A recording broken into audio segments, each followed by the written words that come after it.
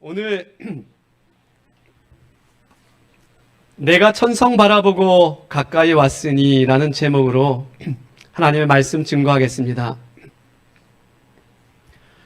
지난주는 여러 소그룹 반에 좀 참여를 하게 되었습니다. 우선 3040반은 제가 방문 때문에 하여튼 여러 시간 나갔다가 왔습니다. 근데 다 끝났겠거니 했는데 이 사람들이 아직도 저기서 영어로 생애의 빛을 통독하는 그 일을 하고 있더라고요. 그래서 깜짝 놀랐어요. 얼마나 열심히 하고 있든지, 분위기가 얼마나 뜨겁든지. 바울반과 베드로반은 또 이은자 집사님이 명품 인생학교라는 그 책자를 이용해서 소그룹을 진행하시는데, 제가 거기 가서도 깜짝 놀랐잖아요. 얼마나 우리 어르신들이 잘 나누시고 행복해 하는지 그 그룹을. 그래서 멋진 시간을 만들고 있는 모습을 봤습니다. 모퉁이 돌반과 에덴반은 계속해서 모이시면서 또 성경 연구를 자체적으로 또 잘해 주시고 계시고요. 에녹반은 또 우리 유순철 장로님이 또 잘 계획을 하고 있습니다. 그래서 어르신들과 더불어서 오후에 방문 활동과 그 외의 활동이 진행될 수 있도록 또 그렇게 준비해 나가고 계시고요. 청년반, 학생반, 개척반, 개척대반 열심히 시간을 의미 있게 소중하게 최선을 다해 나가고 있었습니다. 참 감사한 일이죠. 교회 증언에 있는 말씀이죠. 작은 반을 만들어 그리스도인 활동의 기반이 되게 할 것을 실수가 조금도 없으신 분이 나에게 제시하셨다. 아멘. 하나님께서 마지막 시대에 예언의 선물로 주셨어요. 작은 반을 만들어서 그리스도인 활동의 기반이 되게 할 것을. 아멘. 그래서 여러분들의 소그룹이 너무나 중요한 그룹임을 깨닫고 열심히 최선을 다해서 모이시고 기도하고 말씀을 연구하시고 그렇게 하늘을 향하여 전진해 나갈 수 있게 되길 바랍니다. 그렇게 하늘까지 우리 함께 가십시다. 아멘. 소그룹 후에는 제가 몇 가정을 방문을 했습니다. 성도님들을 만나서 홍정순 집사님이나 원용자 집사님이나 이렇게 만나서 이야기를 나누고 말씀을 펼치고 할 때 얼마나 반갑고 감사한지. 방문은 경험해 보신 분들만이 알 수 있어요. 그 마음이 얼마나 행복해지는지. 근데 또 여러 사정으로 집 앞에 갔는데 만날 수 없는 성도님들이 또 계셨어요. 그 집 앞에 덩그러니 수박 한 통 내려놓고 그 문 앞에서 그 가정을 위해서 기도하고 돌아서는데 마음이 얼마나 허전한지, 마음이 얼마나 무거운지. 속히 주님의 교회에서 모두 뵐 수 있기를 간절히 기도합니다. 여러분 기억하시기 바랍니다. 우리는 모두 하늘을 향해 나아가고 있는 성도들임을 여러분 기억해 주십시오. 천성을 바라보고 한 걸음 한 걸음 나아가고 있는 그러한 성도들임을 여러분 기억해 주십시오. 그 발걸음이 여러 사정으로 인하여 뒷걸음질이 되지 않기를 기도합니다. 힘이 들어도 쉽지 않아도 작은 디딤이라도 하늘을 향해서 함께 나아가는 우리 성도님들의 발걸음이 되기를 간절히 소원합니다. 좀 부족해도 좀 연약해도 괜찮아요. 하늘을 향해서 그저 작은 한 발자국의 발걸음이라도 띄어지고 있다면 괜찮아요. 여러분 물러나지 마십시다. 또 서로 손에 손을 맞잡고 또 연약해 있는 형제 자매들이 있으면 함께 손잡고 한 걸음 두 걸음 하늘을 향하여 전진해 나갈 수 있게 되길 간절히 원합니다. 교회 변화에 관심이 많은 한 신학자가 사람들이 좋아하는 18교회 이 교회를 선정한 후에 18주 동안 이 교회 예배에 참석하면서 그 교회를 평가하게 되었습니다. 18교회니까 매주마다 다른 교회를 가게 된 거죠. 이분은 언제나 여기 앞에처럼 강대상 가까이 앉았습니다. 예배가 끝나면 일부러 맨 뒤로 천천히 걸어서 가셨습니다. 그리고 갔다가 또 일부러 다시 돌아왔어요. 천천히. 왜 그런 것 같아요? 그리고 온 다음에 다른 통로로 또 예배당 뒤쪽으로 터벅터벅 걸어갑니다. 그는 말끔히 옷을 차려입었고 상냥한 미소로 교회의 성도들을 바라봤어요. 그리고 그는 최소한 한 사람 이상에게 말을 걸었습니다. 그는 그 이후에 다음과 같은 평가 기준으로 그 교회를 평가하게 되었어요. 그 교회 성도 중 한 명에게라도 미소를 받는다면 몇 점? 2번 우리 다 같이 한번 읽어봅시다. 그 교회 시작.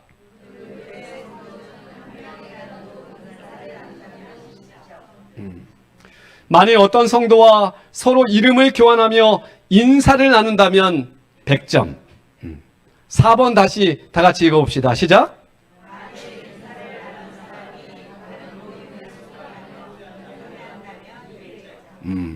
만일 그 사람이 다른 성도를 소개해 준다면 1000점. 네. 6번 점수가 제일 높아요. 또 한번 읽어봅시다. 시작.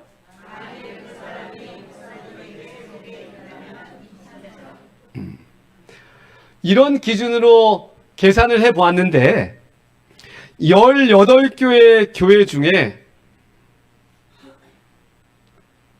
몇 교회가 100점 미만의 점수를 얻었을까요? 18교회 중에 여러분 11개 교회가 100점 미만의 점수를 얻게 됩니다. 11개 교회가.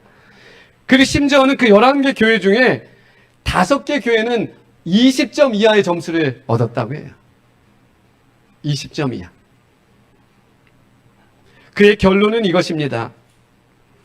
만일 한 교회가 성경적인 교리를 가지고 있고 뜨거운 찬양을 하며 강력한 말씀을 선포한다 할지라도 새로운 신자가 자신을 반겨줄 어떤 사람도 찾지 못한다면 그는 이 교회에 다시 오고 싶지 않다는 것이다.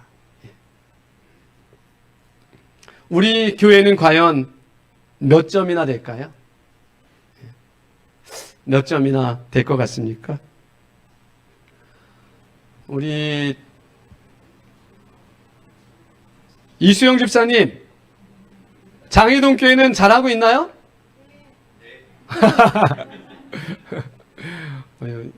몇 점이나 되는 것 같아요? 우리 오동규 형제님, 예.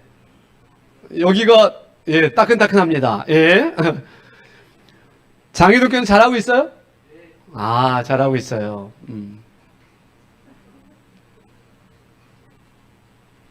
그럼 다시 한번 우리의 모습을 살펴보게 되길 원합니다. 예. 새로운 신자들과 우리 곁에 있는 성도들에게 더 많은 사랑과 관심을 기울이는 그러한 장희동 교회가 되길 간절히 원합니다. 왜냐하면 우리는 함께 천성을 향해 나아가는 성도이기 때문입니다. 오늘 저는 내가 천성 바라보고 가까이 왔으니라는 주제로 말씀을 증거하겠습니다. 시편 133편 1절부터 있는 말씀 교독해 보겠습니다.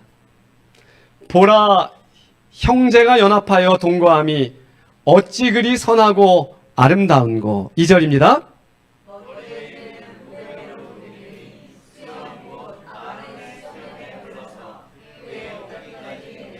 3절 다 같이 읽어보겠습니다. 시작. 헐몬의 이슬이 시온의 산들에 내림 같도다.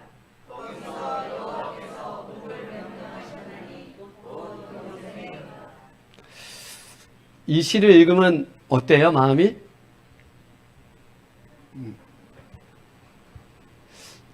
어떻습니까? 서영숙 집사님, 이 말씀을 보면 마음이 어때요? 행복해져요? 네, 행복해진대요.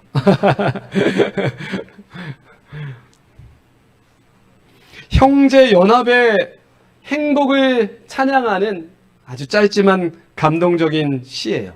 이 말씀을 참 우리가 많이도 펼치게 됩니다.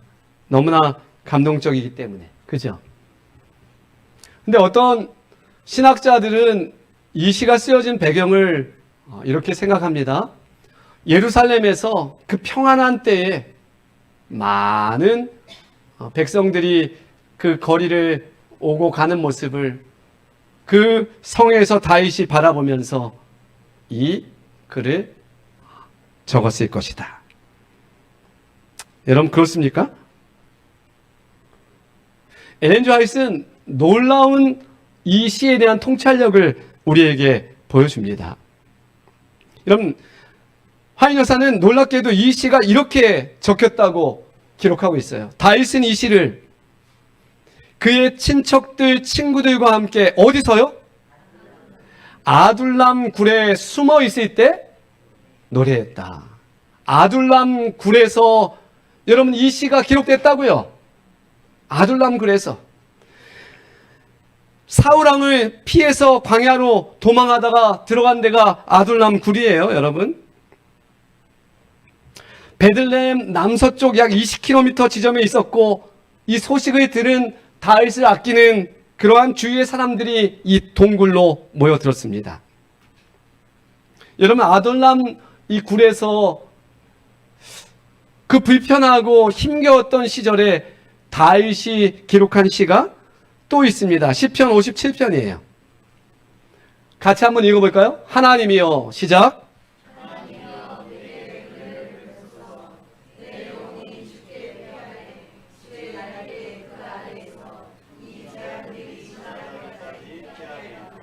청년들이 밑에 있는 걸 큰 소리로 좀 읽어주시겠습니까? 하나님이여, 시작.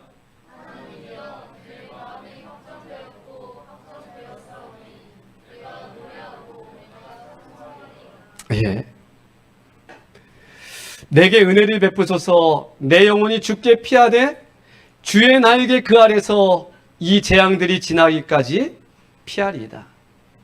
하나님이여, 내 마음이 확정되었고 확정되었사오니 내가 노래하고 내가 찬송하리이다. 어떻게 이 암담한 상황 속에 다윗이 이러한 글을 기록하고 있을까? 하나님의 사랑을 체험했기 때문에, 능력을 체험했기 때문에 맞는 말이죠. 근데 저는 어느 정도 그 작은 부분에 있어서 다윗에게 다가간 그 형제들의 우애와 사랑이 있었다라고 확신하게 되었어요.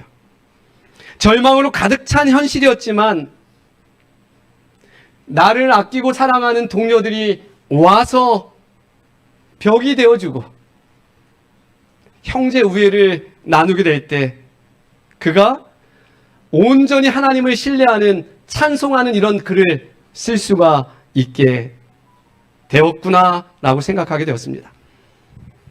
여러분, 다윗이 흔들릴 때는 언제였어요? 정말 형통한 순간이었어요. 다윗이 피곤했지만 하나님께 가까이 있을 때는 언제였어요? 골리앗 앞에 설 때. 두렵고 무서웠지만 그 골리앗 앞에 서 있대. 사울에게 쫓겨다닐 때 아둘람 굴에서. 결국은 무엇을 이야기해줘요? 하나님께 우리가 가까이 나아가는 순간이 결코 인생이 술술 잘 풀릴 때가 아니라는 거예요. 오히려 두렵고 어려운 순간에 우리는 하나님께 가까이 나갈 수 있다는 것을 반증해 주고 있습니다. 그리고 그 일이 가능하게 해줬던 매우 소중한 부분이 그의 동료 형제들이 같이 와서 힘이 되어주고 함께 싸워 주었다는 거죠. 시편 133편 1절입니다. 또 다 같이 한번 읽어봅시다. 보라, 시작.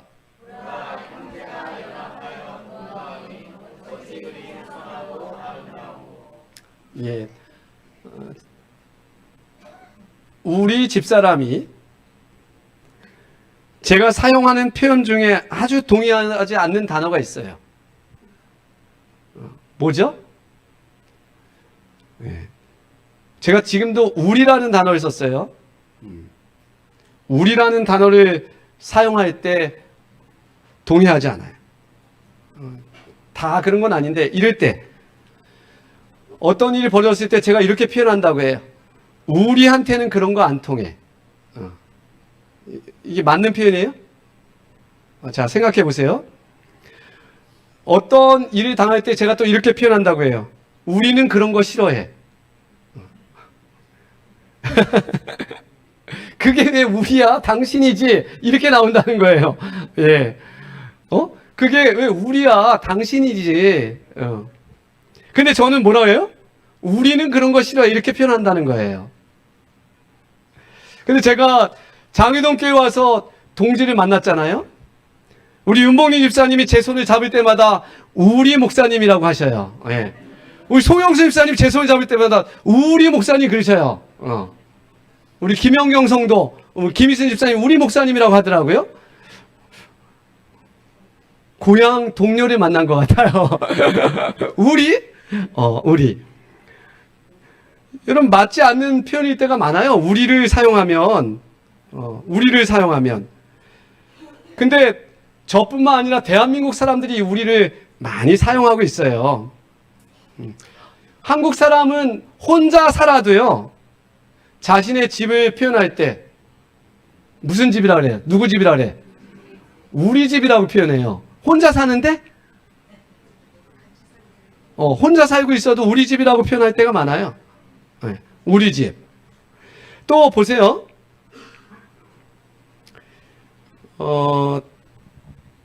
우리 나라, 우리 학교, 우리 목사님. 네. 심지어 하나밖에 없는 아이가 엄마를 표현할 때 우리 엄마. 미국 사람들은 뭐라고 표현해요, 주로? My house, my school, my son. 예. 나의. 자, 왜 그런 것 같아요? 좀 다르죠? 달라요. 중요한 부분을 깨닫게 되었습니다. 어디서부터 이런 차이가 왔을까? 여러분, 서양 사람들은 이런 뷔페식을 주로 이렇게 합니다. 집에서도 이렇게 많지 않아도 식탁에다 이렇게 쭉 깔죠. 그리고 어떻게 해요? 개인 접시로 먹을 만큼 떠갑니다. 그러니까 우리가 먹는 뷔페 음식 기억하면 돼요. 자기 것을 만든 다음에 먹는다는 거예요. 한국 사람들은 어떻게 해요? 저 오른쪽 대표적이에요. 예. 쭉 둘러앉아서 저기에 된장찌개도 있고, 근데 그걸 가지고 어떻게 해요? 우리는 같이 좀 젓가락만 가면 돼요. 젓가락만 가서 먹을 때가 많아요. 예전에는 더 많이 그랬고요, 사실은. 그죠? 떠다 먹는 개념이 아니라 그냥 상에 있는 걸 젓가락만 가서 먹으면 됐어요. 이게 재밌는 부분이에요, 여러분. 상에 오른 것은 대한민국 사람들은 다 우리 것이라는 개념을 갖고 있다는 거예요. 이해가 되십니까?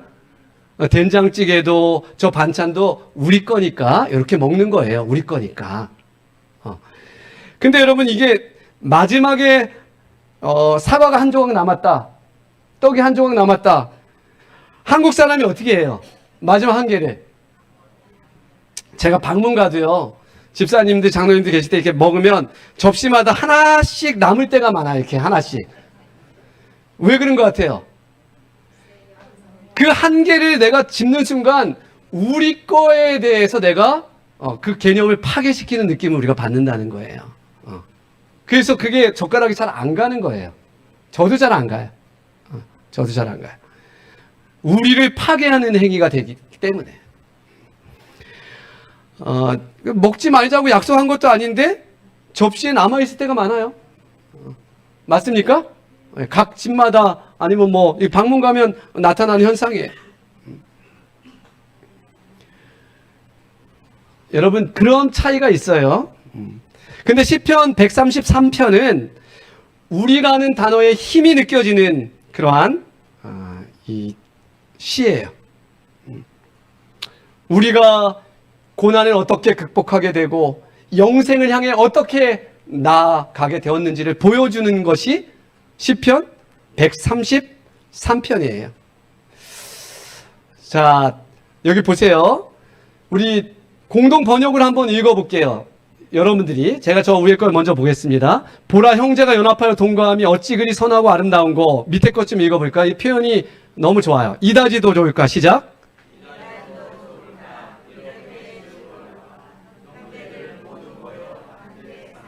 아멘. 아둘람 굴에서 다윗이 그 형제들이 자기를 위해서 와서 동역하고 어떤 든든한 벽이 되어주고자 했을 때 느꼈던 행복이에요. 이다지도 좋을까? 이렇게 즐거울까? 형제들이 모두 모여 한데 사는 일. 더 나가보겠습니다. 133편 2절입니다. 같이 읽어보겠습니다. 머리에 있는 시작.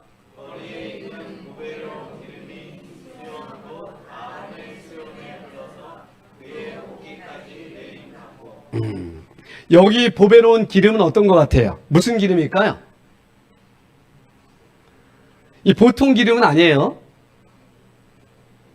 이 보배로운 기름은 어떤 기름이냐면 대제사장이 기름 부음을 받을 때 거룩한 기름이에요.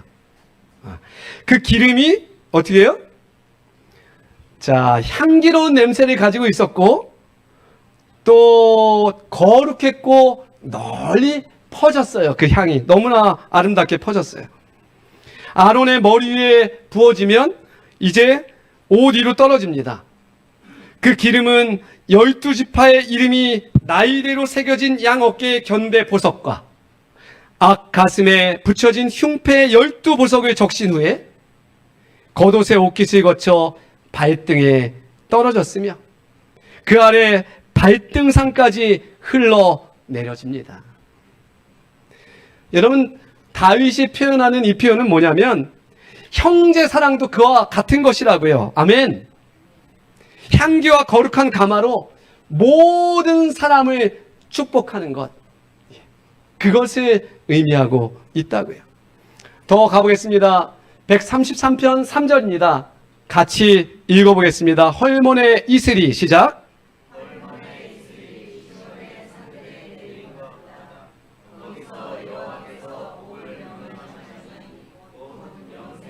아멘.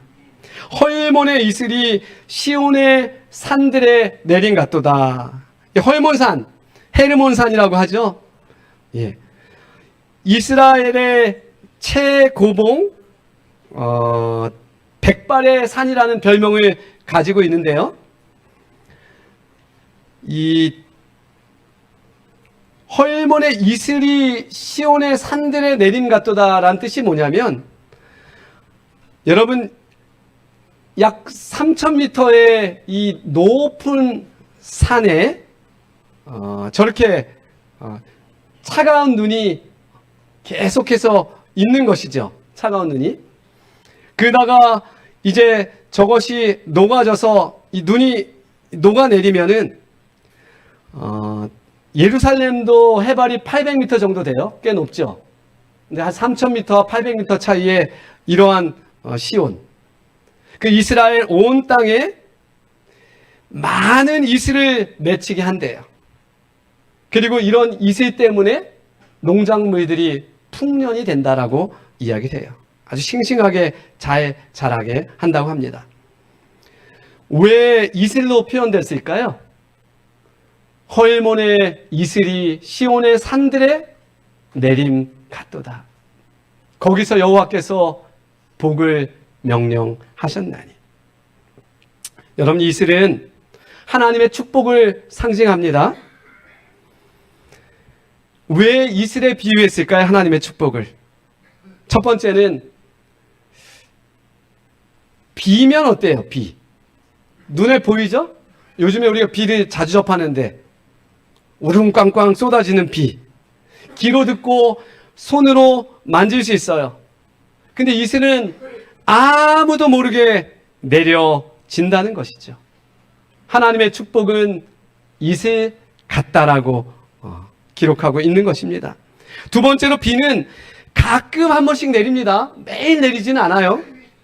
이슬은 매일같이 내린대요. 그래서 이슬은 끝없는 하나님의 은혜를 상징한다고 말합니다.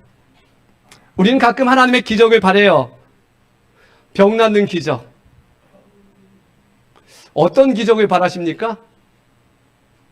어떤 기적이 좀 있었으면 좋겠어요, 나에게. 우리 유한준 청년, 하나님께서 나에게 어떤 기적을 행해 주셨으면 좋겠습니까?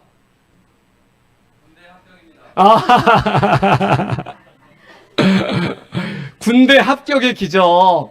군대가 이렇게 들어가기가 어려워요, 요즘에. 예.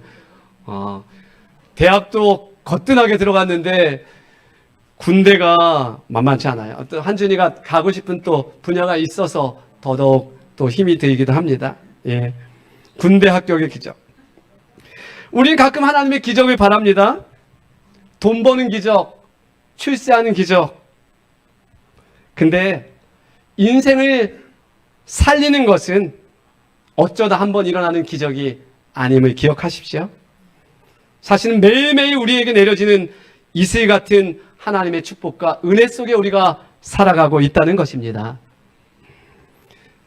한번 따라해 보시겠습니까? 우리는 매일매일 하나님의 은혜로 사는 사람들이다.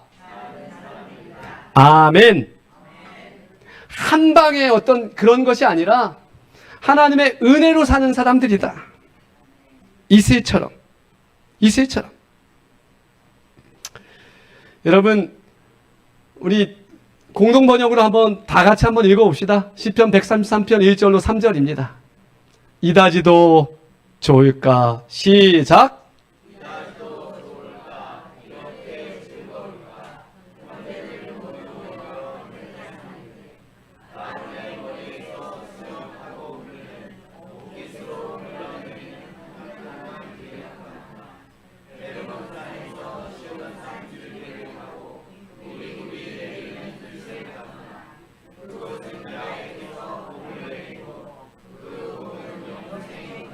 아멘. 우리는 천성을 향해서 함께 나아가는 성도들입니다. 그 길이 쉽지 않고 때로는 아둘람 굴에 갇혀있는 느낌도 받을 수가 있지만 우리 성도들과 손에 손을 맞잡고 형제 우애를 나누며 믿음으로 천성까지 힘차게 전진하시는 저와 여러분이 되길 간절히 바랍니다.